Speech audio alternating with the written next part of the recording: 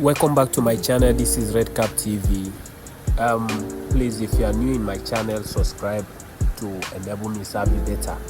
Today I went to Ariaria International Market, Aba, and unfortunately to me, I was stuck. Rain couldn't allow me to go back, and this is the experience I had in Ariaria International Market. As you can see, this is rainfall and everywhere is looking like river. I don't know the better word to qualify this, but I think I should use a river to qualify it.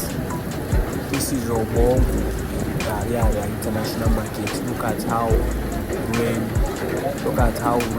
has turned the environment to be. Everybody is now going and swimming.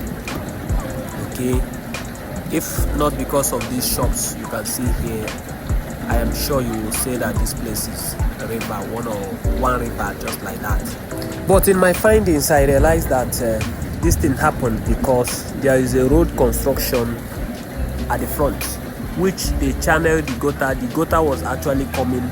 The gutter is actually coming inside this market, but still under construction. So they stopped it somewhere, and all the water flowing from that gutter was now going to this place at the other side of the market. So I am strongly believing that in no distant time the government will look into this float. I don't know, they will control this, and people can go about their business normally without swimming or without having a double mind when going to their shops or going to markets to buy during this rainy season.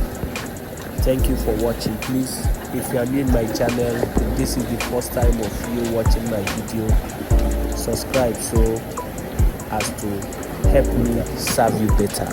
Thank you so much. This is Red Cap TV.